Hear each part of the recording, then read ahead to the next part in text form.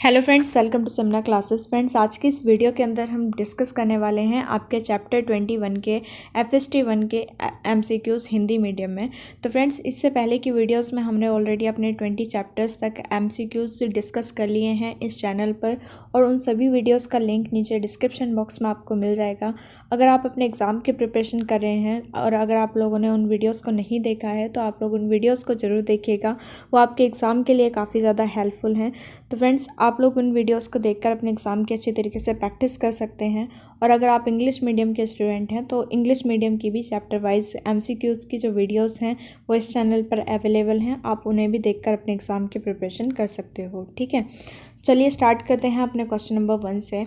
सबसे पहला क्वेश्चन है आपका यहाँ पे, आहार के पोषक तत्व हैं। ठीक है, तो आहार के जो पोषक तत्व हैं वो हैं आपके कार्बोहाइड्रेट, प्रोटीन, वसा, विटामिन, खनिज, लवण और पानी। ठीक है, तो ये आपके 5-6 पोषक तत्व हैं जो आहार के आपके मेन इंपॉर्टेंट पोषक तत्व हैं। ठीक है, सेकंड नंबर का क्वेश्चन देख लेते हैं।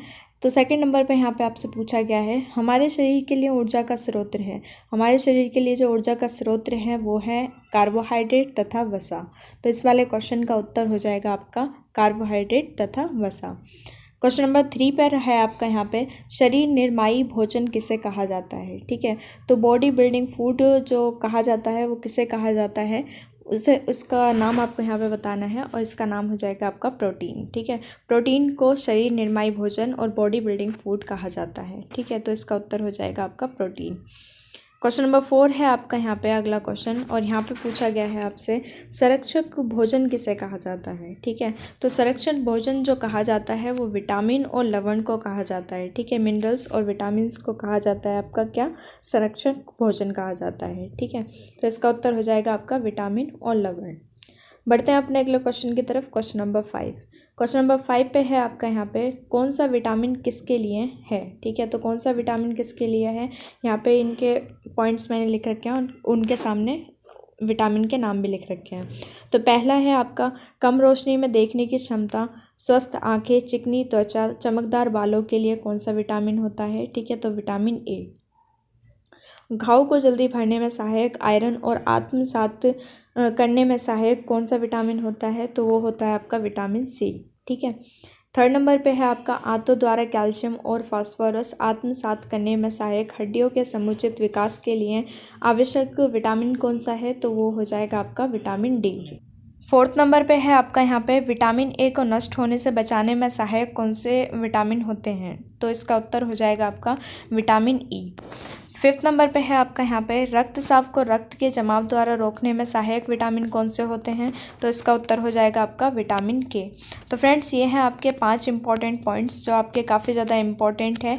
ये आपके 5 विटामिन हैं और उनके फंक्शंस हैं, इन्हें आप अच्छी तरीके से याद कर लीजिएगा। ऐसे जो क्वेश्चंस हैं वो आपसे लास्ट ईयर भी पूछे गए थे, और अभी जो आपका सितंबर 2020 में जो एग्ज़ाम कंडक्ट कराया गया था फाइनल ईयर वाले स्टूडेंट के लिए, ठीक है, तो उनमें भी ये जो क्वेश्चंस थे आए थे FST 1 में। तो इस तरीके के जो पॉइंट्स हैं आप अच्छी तरीके से याद कर लीजिएगा इनको, और इनका आप स्क्रीनशॉट लेते चलिए, या फिर आप इन्हें नोट डाउन भी कर सकते हैं वीडियो को पॉज करके, या फिर आप इनका स्क्रीनशॉट लेकर PDF भी बना सकते हो। ठीक है, या फिर अगर आप लोगों को इनका PDF चाहिए तो आप लोग मुझे कमेंट करके बता सकते हो। मैं इन सभी MCQs का जो PDF लिंक है वो नीचे आपको डिस्क्रिप्शन बॉक्स में प्रोवाइड कर दूंगी, जहां से आप लोग डाउनलोड कर अपने एग्ज़ाम की प्रिपरेशन अच्छी तरीके से कर पाएंगे। ठीक है, चलिए बढ़ते हैं अपने अगले क्वेश्चन की तरफ। क्वेश्चन नंबर 6, क्वेश्चन नंबर 6 पे यहाँ पे आपसे पूछा गया है, वह तत्व जिन्हें हमारा शरीर उत्पन्न नहीं कर सकता उन्हें क्या कहते हैं। ठीक है, तो वह तत्व जिन्हें हमारा शरीर उत्पन्न नहीं कर सकता उन्हें बोला जाता है आवश्यक पोषण तत्व। ठीक है, इसेंशियल मिनरल्स। ठीक है, एंड 7th नंबर पे है आपका यहाँ पे, एक दिन में आवश्यकता से अधिक प्रोटीन में बदल जाता है। ठीक है, तो एक दिन में आवश्यकता से अधिक प्रोटीन में डैश में बदल जाता है, तो इसका उत्तर हो जाएगा आपका ऊर्जा और वसा में। ठीक है, तो इसका उत्तर हो जाएगा आपका ऊर्जा और वसा।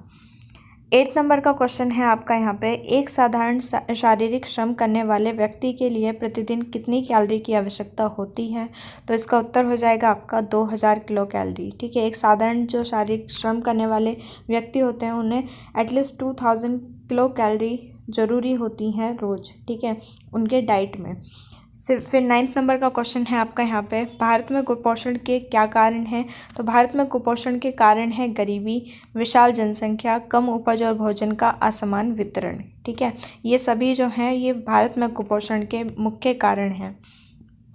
क्वेश्चन नंबर 10 देख लेते हैं। क्वेश्चन नंबर 10 पे है आपका यहाँ पे, प्रोटीन की कमी से कौन से रोग होते हैं। तो प्रोटीन की कमी से जो रोग होते हैं वो होते हैं आपके क्वाशरकोर और सूखा रोग। ठीक है, मैरस्मस और क्वाशरकोर जो ये रोग हैं यह आपके प्रोटीन की कमी से होते हैं। तो इसका उत्तर हो जाएगा आपका क्वाशरकोर और सूखा रोग। तो फ्रेंड्स इस तरीके के भी क्वेश्चंस आपसे एग्जाम में ज़रूर पूछे जाएंगे, तो आप इन्हें भी नोट डाउन कर लीजिएगा। ठीक है, या फिर इनका स्क्रीनशॉट ले लीजिएगा। चलिए बढ़ते हैं अपने अगले क्वेश्चन की तरफ। Question number 11। क्वेश्चन नंबर 11 है आपका यहाँ पे, क्वाशरकोर रोग का पता कब चला। तो क्वाशरकोर रोग का पता चला था 1935 में अफ्रीका में। ठीक है, तो इस सन को आप ध्यान में रखिएगा। ठीक है, ऐसे भी क्वेश्चंस आपसे एग्ज़ाम में पूछे गए थे आपके FST1 में लास्ट ईयर, और आगे भी पूछे जा सकते हैं। तो चांसेस हैं आपके ऐसे क्वेश्चंस आने के, तो आप इसे भी अच्छी तरीके से याद कर लीजिएगा। ठीक है, चलिए नेक्स्ट क्वेश्चन देख लेते हैं। Question number 12। क्वेश्चन नंबर 12 पे है आपका यहाँ पे, लौह तत्व की कमी से कौन सी बीमारी होती है। ठीक है, तो आयरन की कमी से कौन सी बीमारी होती है, अनीमिया। ठीक है, अनीमिया इस बीमारी का नाम है, तो इसका उत्तर हो जाएगा आपका अनीमिया। क्वेश्चन नंबर 13 है आपका यहाँ पे, रिकेट्स किसकी कमी के कारण होते हैं। तो रिकेट्स जो होते हैं वो आपकी विटामिन डी की कमी से होते हैं। तो इसका उत्तर हो जाएगा आपका विटामिन डी।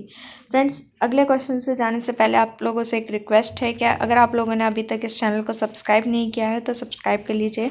साइड में एक बेल आइकन होगा, उसे प्रेस कर दीजिएगा, ताकि आपको इसी तरीके की वीडियोज़ के नोटिफिकेशन टाइम पर मिलते रहें और आप अपने एग्ज़ाम के प्रिपरेशन अच्छी तरीके से कर पाएँ। चलिए आगे का क्वेश्चन देख लेते हैं। Question number 14। क्वेश्चन नंबर 14 पे यहाँ पे आपसे पूछा गया है, विटामिन ए की कमी से कौन सा रोग होता है। तो विटामिन ए की कमी से जो रोग होता है वो होता है रतौंधी। ठीक है, तो इसका उत्तर हो जाएगा आपका रतौंधी। 14 नंबर का क्वेश्चन है आपका यहाँ पे, गलगंड रोग किस पोषक तत्व की कमी से होता है। तो ये होता है आपका आयोडीन की कमी से। ठीक है, जो गले में थायराइड होता है ना, ठीक है, वो किसकी कमी से होता है, आपके आयोडीन की कमी से। तो इसका उत्तर हो जाएगा आपका आयोडीन। क्वेश्चन नंबर 15 और ये लास्ट क्वेश्चन है आपका चैप्टर 21 से। तो इस वाले क्वेश्चन पे आपसे पूछा गया है यहाँ पे, विटामिन B2 की कमी से कौन सा रोग होता है। तो विटामिन B2 की कमी से होता है आपका पैलेग्रा।